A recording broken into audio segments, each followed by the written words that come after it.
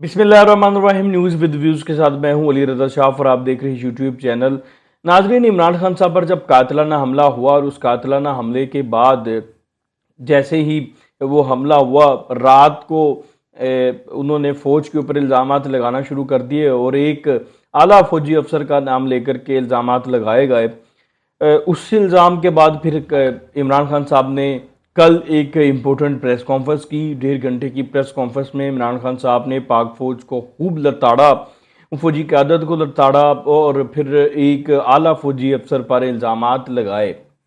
उन इल्ज़ामात के बाद ये चीज़ फ़र्ज़ थी, ये वाजिब हो चुका था कि पाक फ़ौज भी अपना रिएक्शन दे, पाक फ़ौज भी बताए, क्योंकि पब्लिक के अंदर मलाइन किया जा रहा है और पाक फ़ौज एक ऐसा अदारा है, अगर आवाम के अंदर उनके खिलाफ नफरत पैदा कर दी जाए तो, क्योंकि जंगें जो हैं वो फ़ौज नहीं लड़ती, कौमें लड़ती हैं। फ़ौज के पीछे अगर कौम नहीं है तो वो जंग नहीं लड़ सकती, वो मजबूत नहीं है, वो स्ट्रॉन्ग नहीं है।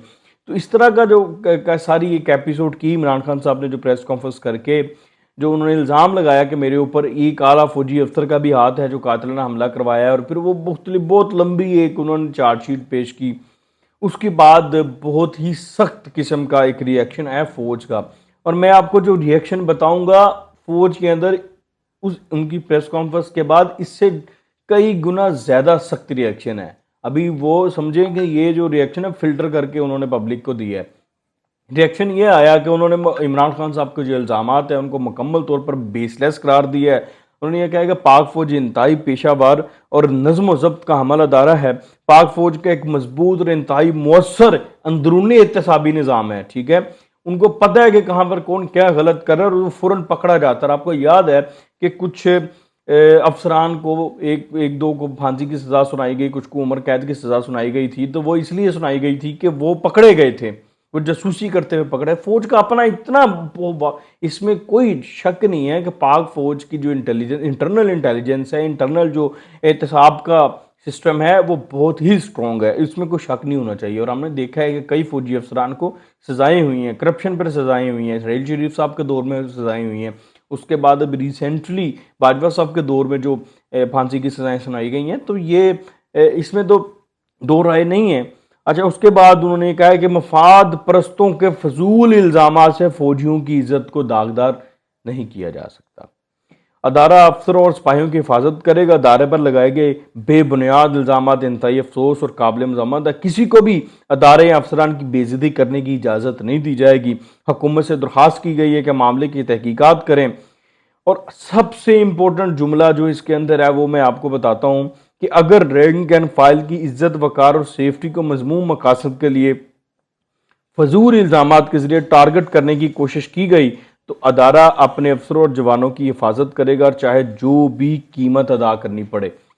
इसका मतलब है कि अब एनफ इज एनफ, अब मजीद बर्दाश्त नहीं किया जाएगा।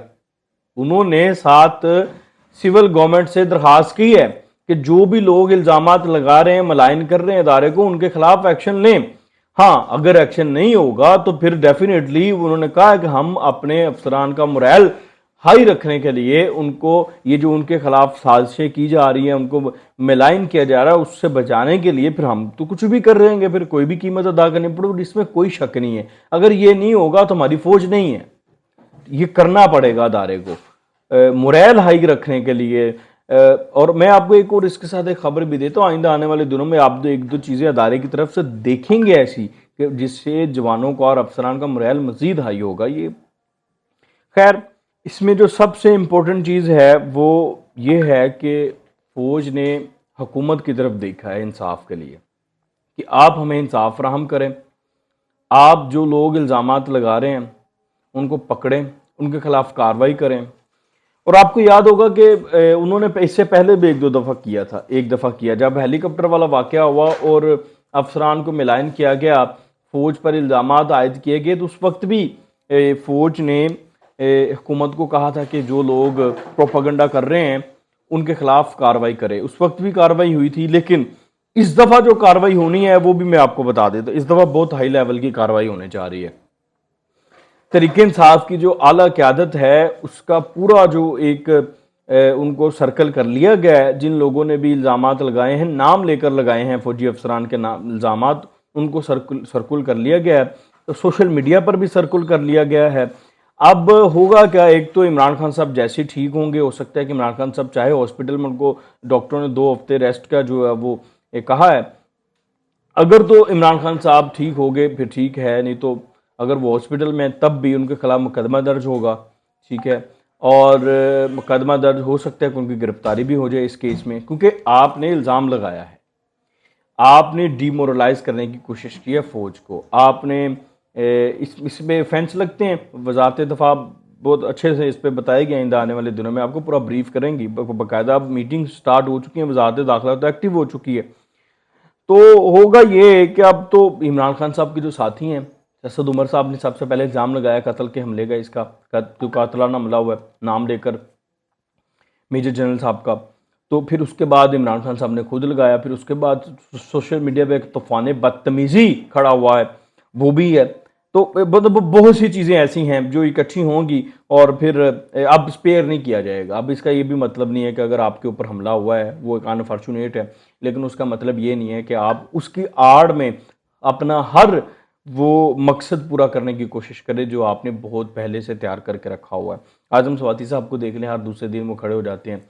ठीक है, वो हालांकि उनका मामला चल रहा है, केस लग गया है, बाकी सारी चीज़ें, मीडिया पे अपने आप को नंगा करने की क्या ज़रूरत है। ठीक है। और जहाँ तक हमारी इतलात हैं उनके साथ ऐसा कुछ हुआ नहीं है।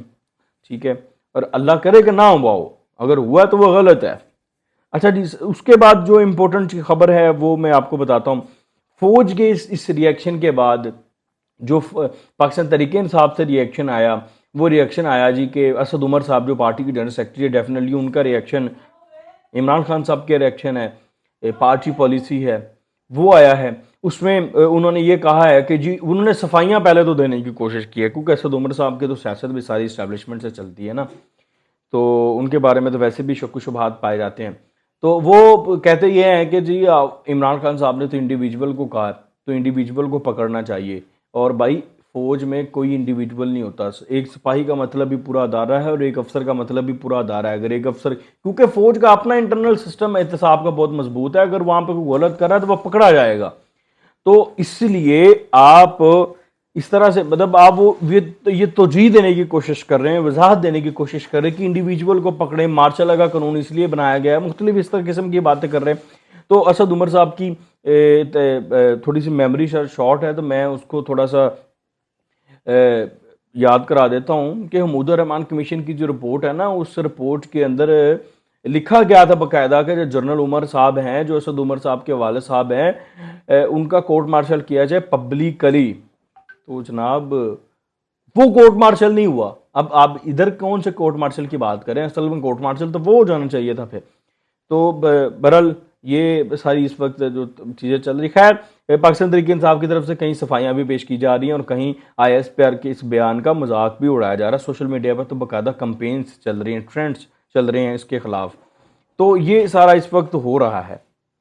दूसरी तरफ अगर हम हुकूमत की तरफ देखें तो हुकूमत ने यह कहा है कि स्कॉटलैंड यार्ड की भी तफ्तीश मंजूर है, मगर इमरान खान साहब को तब तहकीकात का हिस्सा बनना पड़ेगा फिर खुद। तो ये बहुत बड़ी जो है वो एक हुकूमत की तरफ से वज़ीर इत्तलात है मरीम औरंगज़ेब साहिबा, उन्होंने ऑफ़र की है कि ठीक है आप तहकीकात करा लेते हैं, स्कॉटलैंड यार्ड को बुला लेते हैं, न्यूट्रल तहकीक होगी। बेनज़ीर साहिबा की भी तहकीक उन्होंने की थी, तो वो तहकीकात करती हैं तो पता चल जाएगा, दूध का दूध और पानी का पानी हो जाएगा। दूसरी तरफ एक ख़बर है कि ISI के जो हैं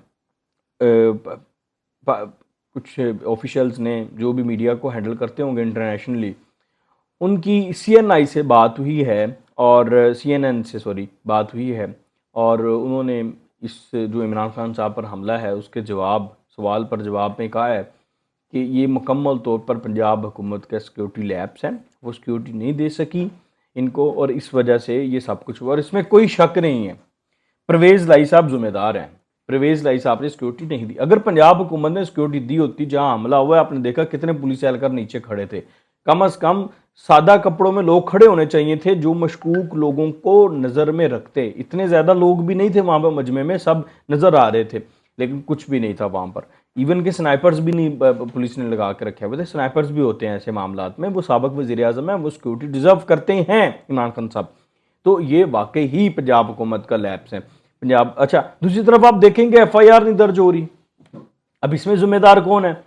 इसमें बराह रास्त जिम्मेदार परवेज लाई साहब हैं, पंजाब हुकूमत है ना आपकी। अब आप चाहते हैं फौजी अफसर का नाम आ जाए, फौजी अफसर का नाम परवेज लाई साहब की सियासत में पहले दिन से कहता आ रहा हूँ कि उनके बगैर तो मुमकिन ही नहीं है। तो कैसे परवेज लाई उसका नाम डाल देगा फौजी अफसर का? एक बात। दूसरी बात, उन्होंने अपनी छुट्टी करानी है, एक SP लेवल का बंदे की जरूरत नहीं है कि फौजी अफसर का नाम डाल दे। और क्यों डाले? ये तो अदारों में टकराव वाली बात हो जाती। अब ये जाएंगे अदालत, मैं आपको बता देता हूँ, ये अदालत जाएंगे, अपनी हुकूमत के खिलाफ अदालत जाएंगे, अदालत में जाके कहेंगे जी फौजी अफसर के खिलाफ हम ये मुकदमा दर्ज कराना चाहते हैं, मुकदमा दर्ज नहीं कर रही पंजाब हुकूमत। उधर अदालत ये कहेगी, ये फेस सेविंग लेंगे, अब उससे बैक ऑफ करेंगे तरीके से। अब अदालत ये कहेगी भाई आप तहकीकात करें, अगर वो साबित होते हैं देन उनका नाम डालें, ऐसे तो पूरे अदारे को मलायन करने वाली बात है। ठीक है, तो वहाँ से अदालत से ये पतली गली से निकल जाएंगे, जैसे कल खान साहब लॉन्ग मार्च से जो है वो निकले हैं।